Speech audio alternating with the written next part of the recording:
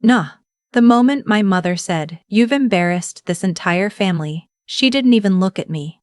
She was staring at the kitchen counter, wiping it down with a cloth, like the conversation wasn't worth her full attention. Like I wasn't worth it. I was 28 years old, standing in the house I grew up in Barrie, Ontario, holding a positive pregnancy test in my coat pocket because I hadn't worked up the nerve to put it on the table yet. I'd driven the 90 minutes from Toronto in January, in freezing rain, because I actually thought that telling them in person was the right thing to do. That they'd want to know face to face. That maybe my mom would hug me. She didn't hug me. My dad didn't say anything at all. He just pushed back from the dinner table and walked to the living room and turned on the TV. That was it. That was his response to finding out he was going to be a grandfather. A hockey game at full volume. I sat there for another 20 minutes, hoping someone would come back. Nobody did. I drove back to Toronto in the dark, wipers going the whole way, and I ugly cried past every single exit on the 400. I didn't call anyone. I just drove and cried and tried to figure out how a person was supposed to feel when the people who were supposed to love them unconditionally had just made it very clear that the conditioning was this: don't inconvenience us. I want to explain something before I go further, because I know how this sounds. My parents aren't monsters. They're just small, I think. Small in the way some people are, where their idea of what life should look like is so rigid that when reality doesn't match the picture, they don't bend. They break things instead. They'd had the same plan for me since I was 12. Finish school, get a good job, marry someone stable, buy a house in a nice neighborhood, have children in that order and not before. I'd done most of it. I was a registered nurse, working at Toronto General. I had my own apartment in Leslieville. I was stable. I was responsible. I had just made one mistake. Or not even a mistake, just something unplanned, and suddenly I was an embarrassment. The father was someone I'd been seeing for about 7 months. His name isn't worth much space here, but I'll call him what he was, gone. He left 2 weeks after I told him, sent me a long text about how he wasn't in a position to be a father right now, and how he hoped I'd make the decision that was right for me. I read it 3 times trying to find something human in it. There wasn't anything there. So that was where I was in February. 28? Pregnant. Working 12-hour shifts on a surgical ward. Living alone and estranged from my parents before the estrangement was even official. They just stopped calling. And I was too proud and too hurt to call first. The person who showed up was my younger brother. His name is Connor. He's 4 years younger than me, so he was 24 that winter, working as an electrician's apprentice and living in a basement apartment in Scarborough that smelled like old carpet and had a radiator that clanged all night. He called me on a Tuesday evening when I was sitting in my work parking garage, too tired to drive home, eating a granola bar for dinner. "Hey," he said. "I heard." "From who?" "Mom." "Of course." "What did she say?" "She said you were being irresponsible and that she was very disappointed." He paused.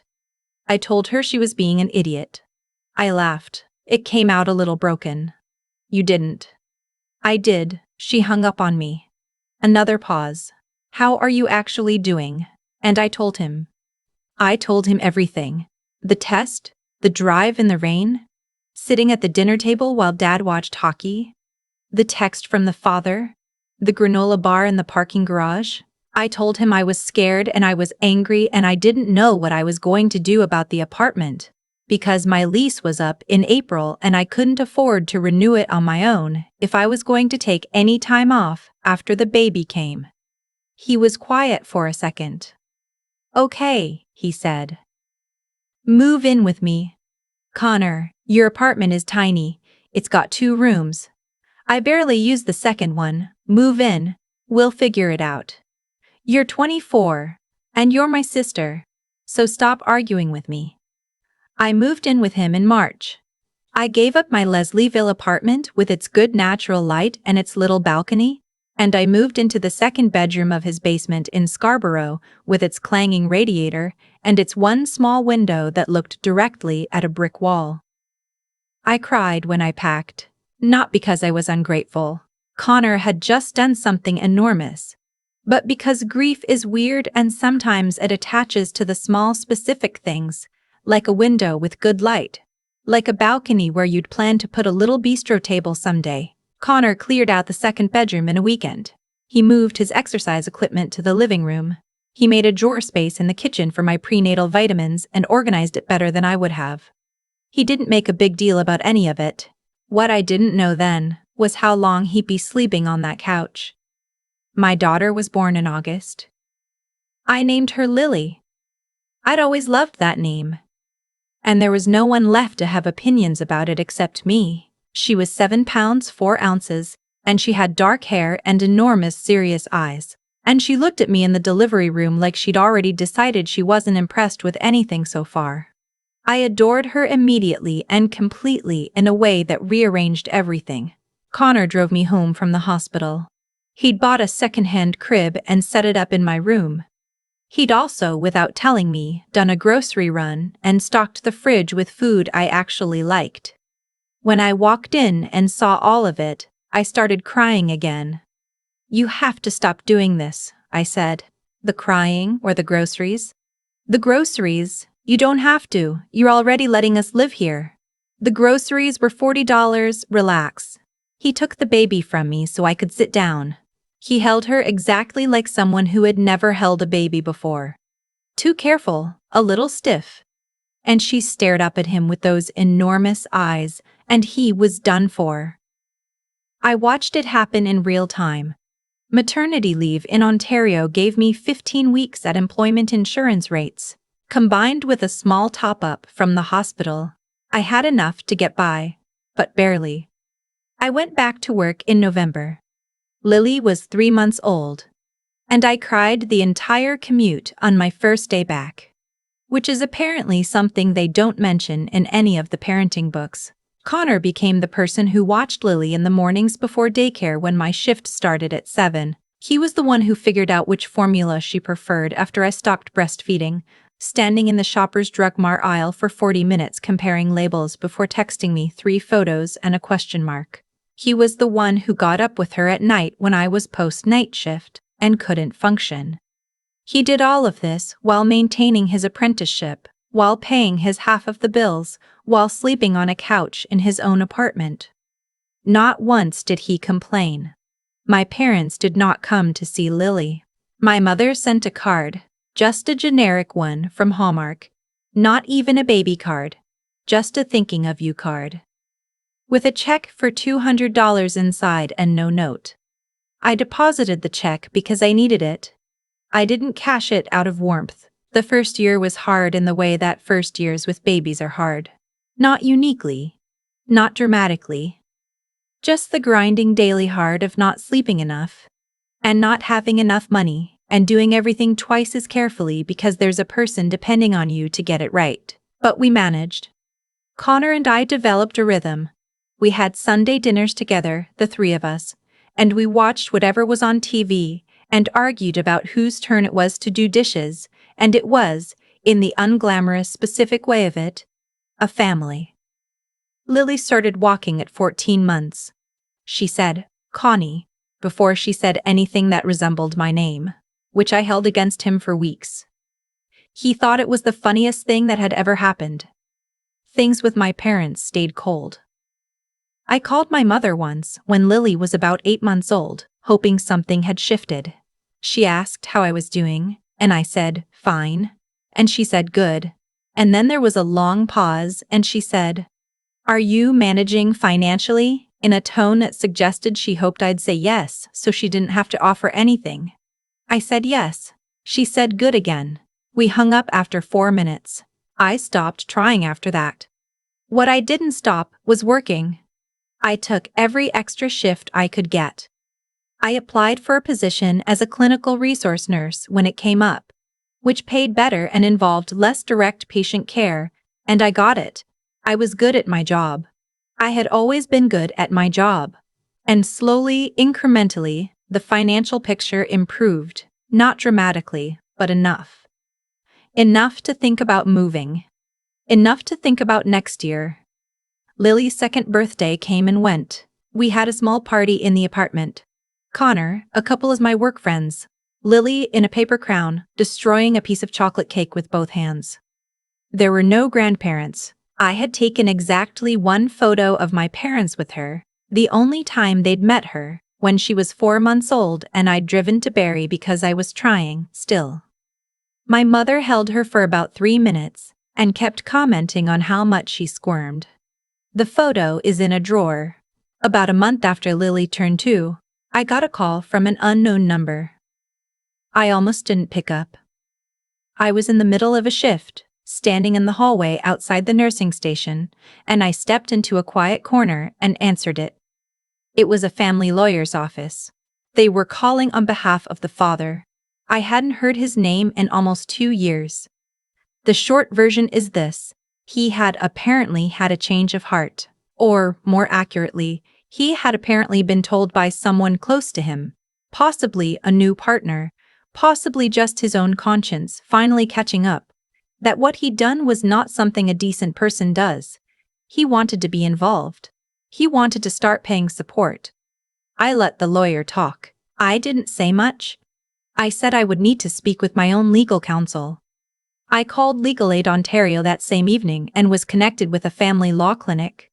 The intake worker was patient and thorough and explained what I was entitled to under the Family Law Act. The father had a salaried position, software developer, decent income, and had been absent for 2 years and 3 months, with zero financial contribution. The clinic helped me file. The process took several months and involved paperwork I didn't entirely understand, and one very tense phone call with his lawyer that I took standing in my kitchen while Connor mouthed, "Are you okay?" from the doorway. I was okay. The final order came through on a Thursday in November. Child support based on his income under the federal child support guidelines, retroactive to when Lily was born. The lump sum for retroactive support was significant. Monthly ongoing payments were set at an amount that actually changed things. I read the order 3 times in the parking garage after work. Then I called Connor. "It came through," I said. He was quiet for a second. "The full amount, plus retroactive." He exhaled. "Okay. Good. That's really good. We're getting a bigger place," I said. "You're not sleeping on that couch anymore. You don't have to, Connor." I used the voice I use when he's being stubborn. "You have slept on a couch for 2 years and 3 months. You're getting a bedroom.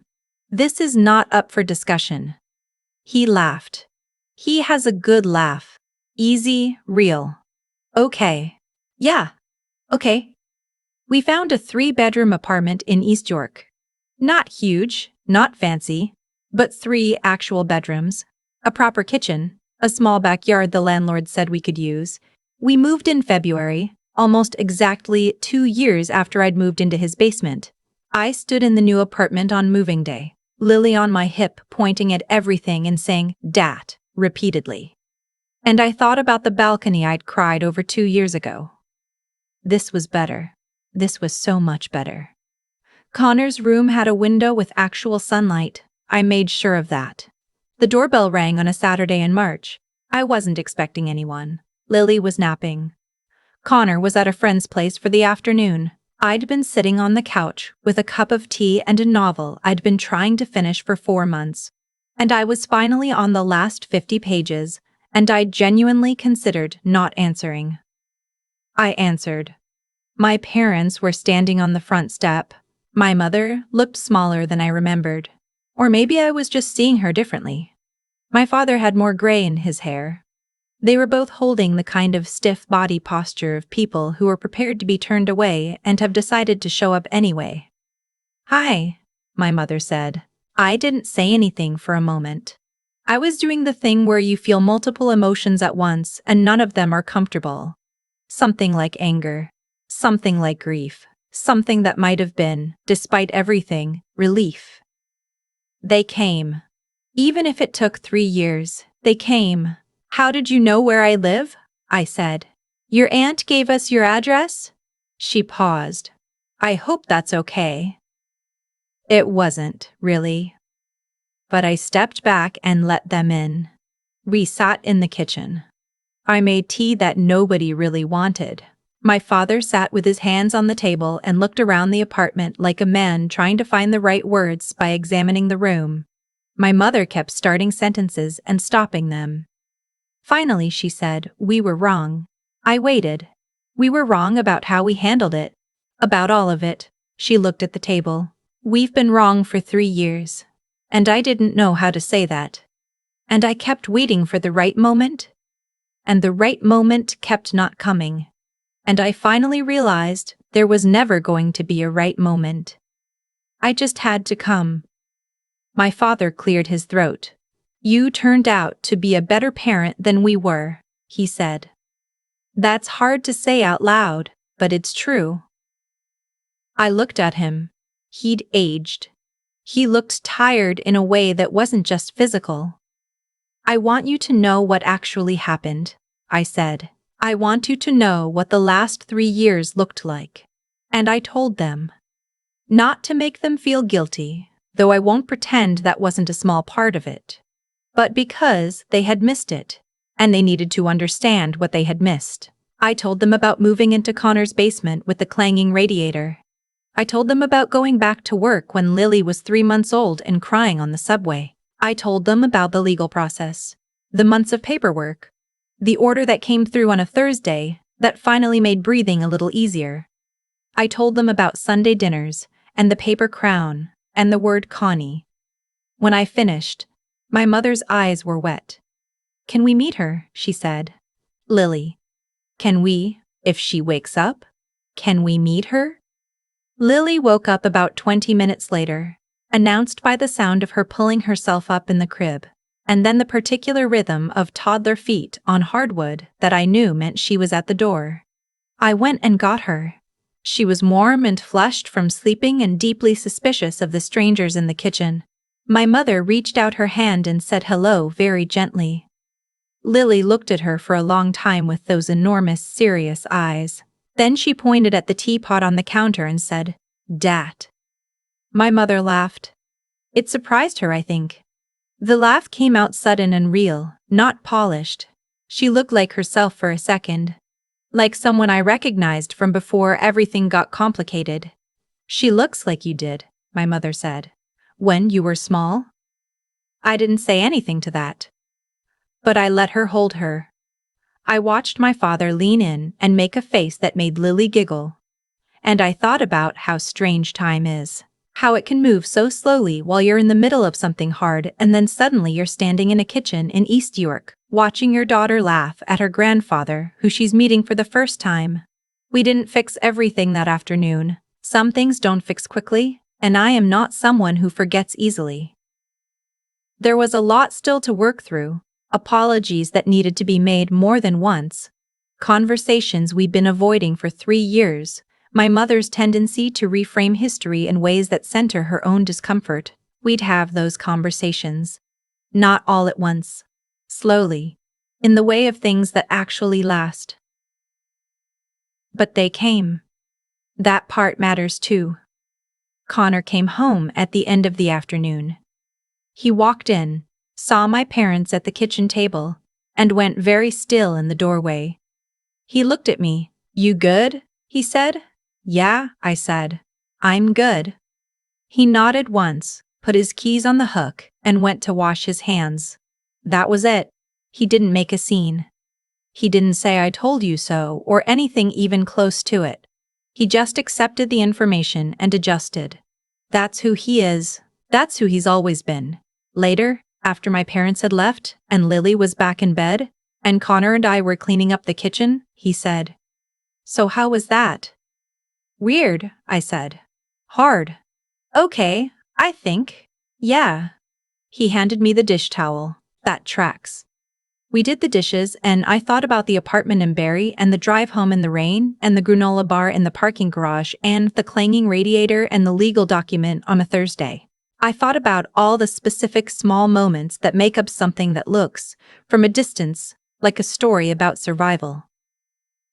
It isn't a clean story. There's no part where I woke up and everything was figured out. It just continued. It kept going. And there's something in that, I think, in the keeping going.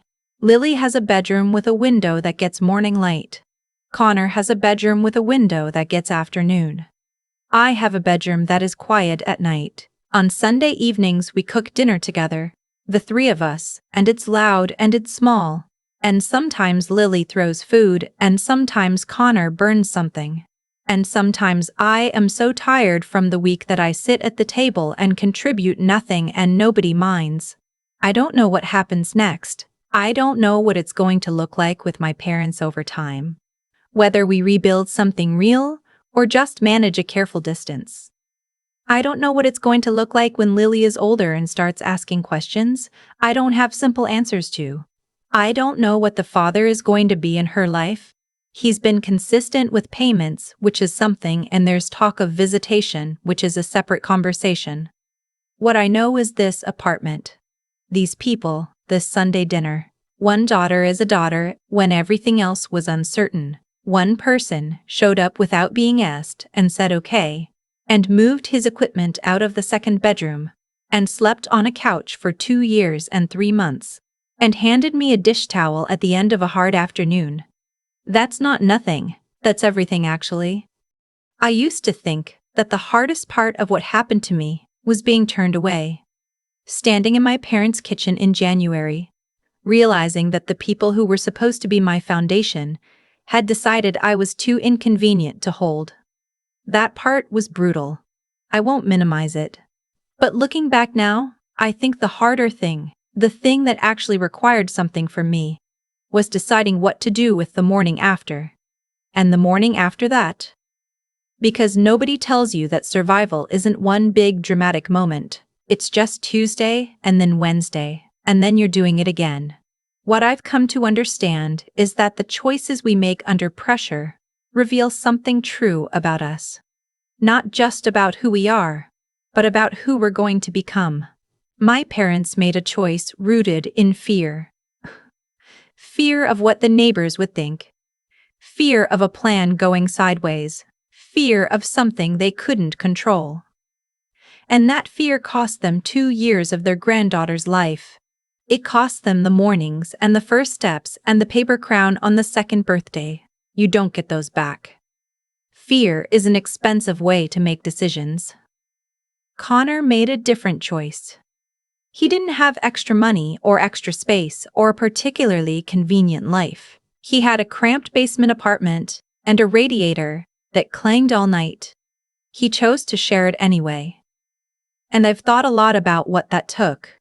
Not just generosity, but a kind of clear-eyed intelligence about what actually matters. He looked at the situation and understood, without anyone having to explain it, that the right thing and the hard thing were the same thing. That's not nothing. That's a kind of wisdom that a lot of people spend their whole lives working toward and never quite get there. I think about what I want Lily to take from all of this, when she's old enough to understand it. Not the drama of it. Not the injustice. I want her to understand that her value was never in question. Not for a single day. Not even in the worst of it. I want her to understand that the people who showed up for her, who showed up for us, did so because of who they are. And I want her to understand that who you are is built slowly, choice by choice, in the small moments where nobody's watching and you do the right thing anyway.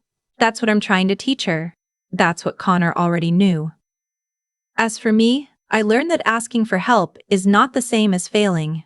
I spent so much of that first year trying to prove I could handle everything, as if needing my brother made me weak, as if the whole situation was something I had to compensate for. It wasn't. I was a person in a hard position who had someone willing to help, and accepting that help with grace was its own kind of strength. I know that now. The father paying support. My parents finally showing up. None of that changed the core of what we'd already built. Connor sleeping on that couch for 2 years and 3 months already built it. Lily sang Connie before she said my name already built it. The Sunday dinners already built it. By the time anyone else arrived to make amends, we'd already become something solid. That's the part I want people to hear. You don't have to wait for the people who hurt you to come around before you start living. You build it anyway. You build it with what you have, with who shows up, with Tuesday and Wednesday and then the morning after that. And sometimes, not always, but sometimes, what you build is so much better than what you lost.